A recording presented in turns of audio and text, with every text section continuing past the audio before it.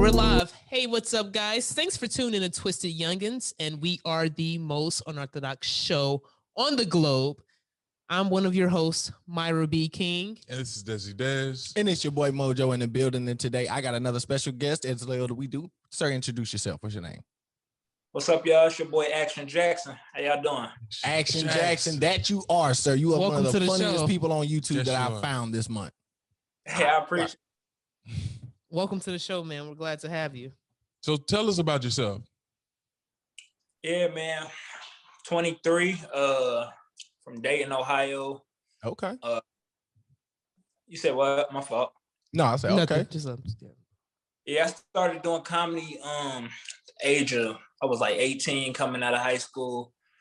Real big class clown for real. I got inspired by pretty much just sitting in class, bored for real. I ain't never did my work. Instead of like, I'll be sitting in class, like I wouldn't put the effort towards like doing my work. I would like more so be looking for like a joke to tell, more so than anything. And I got like class clown title and stuff like that.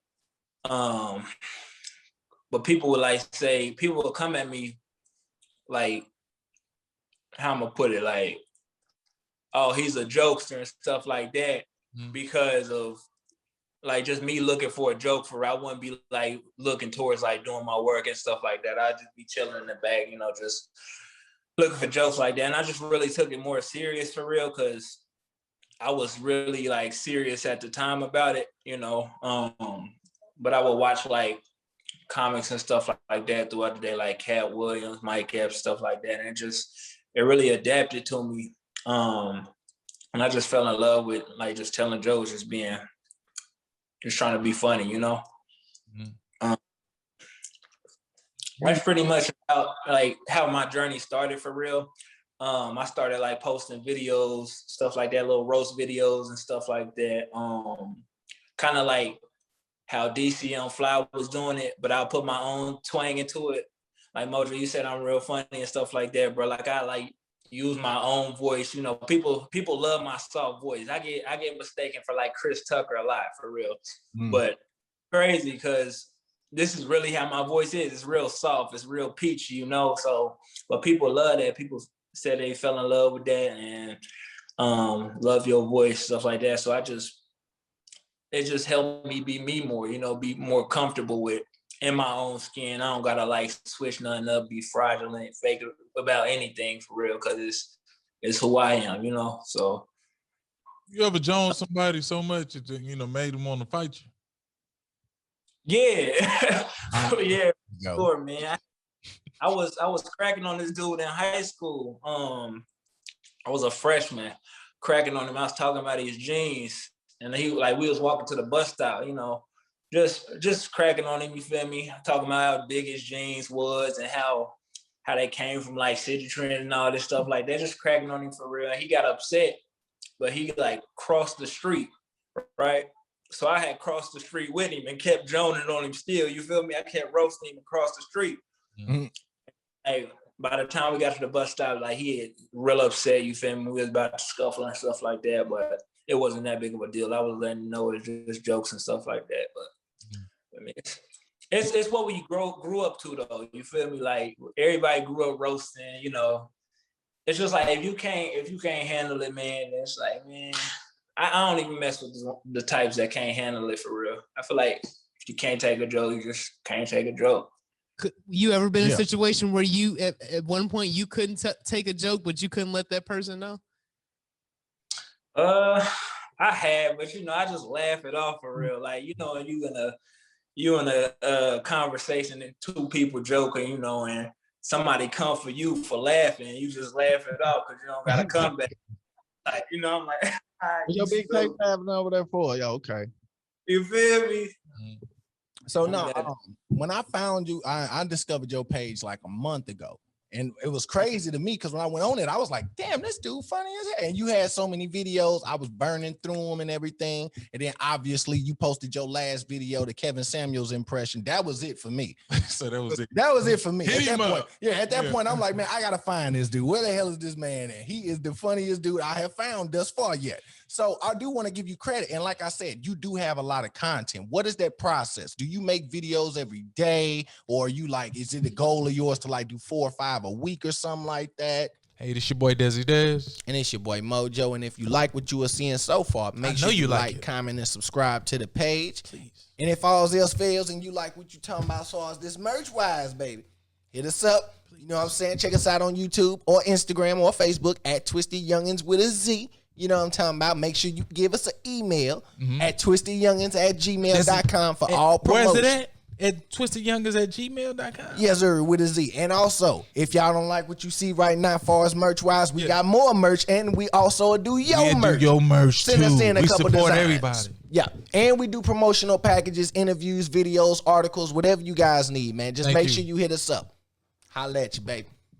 No, I appreciate that. Firstly, man, that Kevin Samuels impression, it pretty much came to mind that week. Like when I found out about him, I kind of like binge watched a few of his videos just to grasp his personality and stuff like that. I'm like, dang, this dude be throwing shots at women heavy, you know. And but I ain't really want to come for him like that though, because some of the stuff he was saying made true sense, you know. So I'm not saying I'm a fan of him or anything, but I definitely wanted to like act out that impression just based on the simple fact that I'm like trying to get into acting myself for real too. So people love the impression. I'm glad you liked it, man. Yeah. Man, as far as like the video processes, I pretty much just grabs content like from my DMs or just content that's floating around in general, like something that's trending maybe. And then I just go at it for real, just give it my take, like the gas situation, the gas shortage going on, stuff like that. Seen a lady putting gas in the grocery bag. She done double bagged it like Chinese. I'm like, what type of is this? You know, I don't know if I can curse on here. I'm just, You gotta do what you gotta do. For sure, but like, that's pretty much how it is. Though, like the video process, just stuff that, like, some people may send me content, or you know, it might just be floating out there. But I try to get at least 3 out a week. You feel me? It ain't really no number to it. You know, it's just how I go at my own pace. Can you write it down? Oh, I'm sorry. Do you ever see yourself getting on like Wildin' Out? I actually auditioned for Wildin' Out. I was blessed to have a invite to audition for Wildin' Out back in last May, I believe, or May of 2019. Sorry, with Nick Cannon and the cast. I don't remember what season it was, but yeah, I got the opportunity to audition with them. I didn't make the cut, but it was definitely a good experience just to be there. You know, out of so many people, you know, just to get the opportunity to come in like, hey, look, we want you to audition for us. You know, that was just a blessing in the experience, you know. What do they actually have you do? Oh yeah, they were Wildin' Out, man. Let me see if I can remember. I know the first round, because it's like 3 different rounds they have you before they take you to the workshop. But first round, pretty much, they just have you come in, you know, you in front of Nick Cannon and the cast and the producers and stuff like that. And it's nerve-wracking at first. You're like, man, this is really crazy. I'm in front of the cast of Wildin' Out for real, like the main people, the front line. So you just pretty much go in there, you know, if you rap or sing or do comedy or tell a few jokes or say some verses, sing some verses, rap some verses, sing, you know, and stuff like that. And I told a few jokes, you know, and they was liking it. And then I was roasting a little bit, just giving a little bit of everything for real, just to try to get on there. So it was a pretty good experience. Did you ever make a mistake? Like, you know, like, God, that joke didn't roll over. Nah, but you will feel that though. You'll feel their presence if it didn't. I feel like if they wasn't feeling it, like Nick Cannon, he got this kind of like like smirk. You feel me? If you could tell he really ain't feeling the joke for real, but he'll laugh it off anyway. That's what I caught on like from the first time being in front of him for real. But I was nervous anyway, so I was just out there just trying to vibe as much as I could. Understand him. Do you ever I always want to ask this to like the comedians, do you, especially with this new generation, do you write down your content? Is there a writing process that you go through when you are putting out, you know, these skits or, you know, these jokes, or is it just you just go off the top of the dome? I personally just go off the top of the dome. I don't write unless it comes to like a show for real. Like if I'm preparing for a show, that's when I put pen to pad, but I just go off the top of the dome. Okay. You think you'll be able to do stand up? Oh, I've done stand up. Oh, have you? Yeah. How was that? How was that different from? You got booed off stage. It's definitely different. I'll tell you about that in a second. Definitely different from the videos though, man. Like you'll feel the crowd's presence more than anything. Like when you in front of a phone, in front of a camera, you know, you got time to think about your jokes. You got time to like relax, you know, laugh something off, say, oh, that wasn't that funny. But when you're in front of a crowd, you know, hey, look, the pressure on you, you feel me? Like you could feel the animosity or feel like their energy. Like you gotta either run with their energy or, you know, get ate up out there. So being on stage, it could be a blessing and a curse, you know, if you know what you're doing. So I feel like I enjoy stand-up more because every time I get off a stage, like when I get the opportunity to be on stage, every time I get off, no matter how I do, I want to get back up there to learn more, you know, learn what I can do better or what I can improve on. So, but I started doing stand-up when I started the first time I went viral back in 2016. I had a roast video that went viral, and a comedian from my city, he had put me on my first show. He was headlining, so he had me go up after the host. The host brought me up. I did 3 minutes. The first joke had hit, but for the other like 2 minutes, it was just like straight silence. I got heckled by some dude in a brown suit.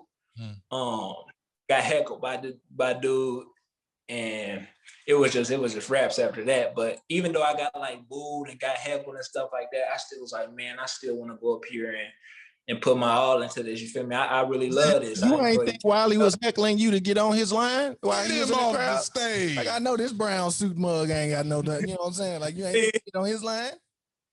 Yeah, nah, for sure. The comedian after him, he got on his line, but I definitely did it though. Like I was too like nervous in the moment before anything. I'm like, it was just a different calling for real. Like if I would have took a picture of him, then went home, then made a video on stage right there. But nah, I definitely was like just caught up in the moment. I couldn't really John anyhow. So. I got you. So do you want to, like you said, you like acting. Are you looking to become an actor, or do you want to stick with the skits and start leaning towards stand-up? Like, what's your boy? What's the guy name that does it every Country Wayne? Like Country Wayne. Yeah, Country Wayne, he do a stand-up every now and then he do skits here and there, and then I'm pretty sure he's got a few acting gigs. But like I said, you saying you like acting, that's what made me ask you. Like, do you even want to get into acting full time? For sure. Shout out to Country Wayne, by the way. No, I don't. I'm not trying to limit myself to anything. You feel me? Like I do both. Like if I can hone my stand-up comedy as much as I hone like the social media presence, I should be able to hone acting too. You know. So I just want to like, I don't want to limit myself to anything. I want to be open to everything, and just continue to learn and continue to grow, and whatever path it is. Okay, so I know. Go ahead. I'm sorry. Oh no, you go. Go ahead. You go. Okay. I was just gonna say, I know you could be like a funny actor. You know, you could be comedian in movies, just all that. I just want to open myself to it all. Yeah, absolutely. Who are some of the comedians that you pull from, or that you like? For sure.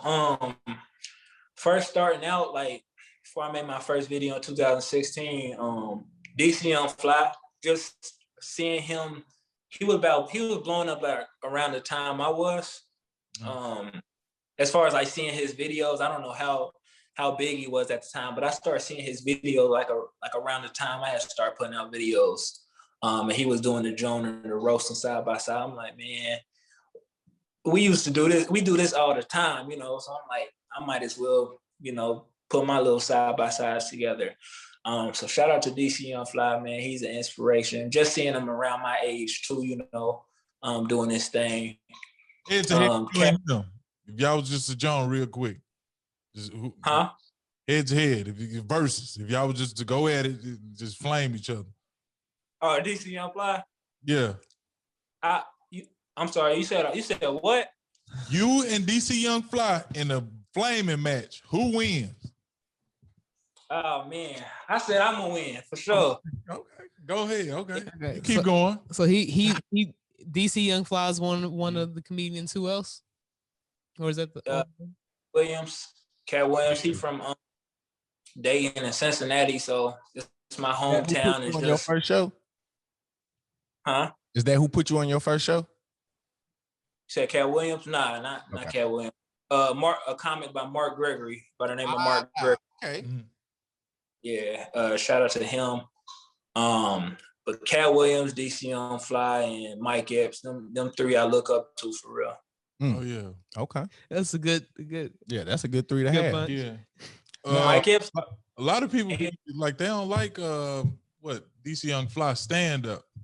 Like you saying stand up wise, or you just strictly for the Instagram and YouTube, or just overall? Where you coming from an overall perspective of comedians? Is like who you? A lot of those stand up comedians, they really don't like the comedians that come from social media because they feel like they're not good at stand up. I mean, to be honest with you, let's keep it real. A lot of comedians that we see on Instagram that do side by side roasts and stuff like that, they're terrible in stand up. They can't last 30 minutes. David said he won't go to a show. Yeah, I mean, I definitely do. I've been to a comedy show. I've seen, like, for me, like you said, Cat Williams. For me, I'm more of a Cat Williams, Eddie Griffin, you know, that type of humor. So I've seen shows. I've seen Mike Epps in performance. I've met Mike Epps. I've seen him in performance. George Lopez, all that other stuff. Caught Charlie Murphy in one of his last shows before he passed away. So I've seen comedy and stand-up. I grew up on, you know, the Def Comedy Jam, you know, BET, you Bernie know, when they used to do Heyday. Yeah, but the crazy thing is like Wildin' Out is like the Def Jam of today. Yeah, no, absolutely. No. I'm saying as far as like this generation of how they perceive comedy, how they discover new comedians and all of that. If you used to tell me if they go against some people from Def Jam. Oh, no. I'm not saying. I'm just saying as far as back then, Def Jam was who you knew who Bernie Martin Lawrence. Yeah. That was the mecca of comedy. Yeah. Now we don't have that anymore. But now Wildin' Out is like a replacement. Well, I mean, and I want to credit the new creators. Hold on, go ahead. What did you say? I was gonna say you can't compare Def Jam with anything. No. Def Jam, that was the key to get into anything. Like that was your main platform. You out there with just the mic and yourself, you know. Like you better be good or they gonna get you up out of there. Yeah. That was the Motown of comedy. That was the only way into the door back in the day. Bernie Mac say, I ain't scared of you, mother effer. Yeah, I mean, you know, what I meant to ask you is another thing when we're talking about them, when we're talking about the creators and everything in the stand-up comedy, another thing that people fail to realize is, like you said, you don't write for your skits. Do you write when you do stand-up? Yeah, I do. He said he write for a show. I mean, for a show. I mean, so that's another thing too. That's another thing that comedians don't understand is that a lot of them think that they wing it, do these clips and everything, that they could just go wing it in front of the crowd. It don't work like that. You got to go in there and read the room. You might give a joke and that temperature might change completely. Like you said, they were cool with your first joke. The second joke came, silence. Right. So real quick, can we talk to Kevin Samuel? That boy funny. You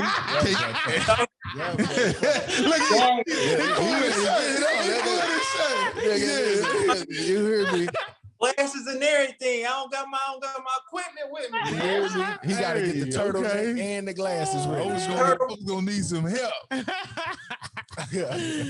But no, Oh. man, I appreciate what you're doing. And like I said, I also want to credit you for saying what you said earlier. You don't want them to put you in a box. I think that's a great thing to say, because back in the day when we're talking about stand-up, it was stand-up, then it was doing movies, stand-up and acting. Now you can do skits, you can do stand-up, you can act, and you've got plenty of avenues for comedians to travel through now. Instead of just having to go up the two-way street, you've got multiple lanes on the highway these days. And the creators like yourself, the DC Young Flies, the Country Waynes, and all the others, you guys are creating a lane for the younger generation to come through. So I appreciate y'all for doing that and continuing to do the work that you do. Are you single, sir? Nah, I'm not single, bro. So you cracking jokes to get it, huh? You cracking jokes. Yeah, I do want to say I do appreciate you for bringing me on here, man. I was a little nervous hopping on here, you know. No, I appreciate you. Little interview like this before, for a while, for real. So I do appreciate you for bringing me on here, man. And like I said, I'm really just exploring every avenue for real. When it comes to the entertainment industry, just working on my craft and just continue to grow with it, have fun with it, you know, and just stay prayed up and just keep working for real. So I just appreciate it again, bro. Before we get out of here, I do want to ask you, you did post something the other day. I do got to ask you about what's up with the censorship, man? Are they shadow banning you for real? They are, man. I definitely just picked up on the, I just noticed it, not like yesterday.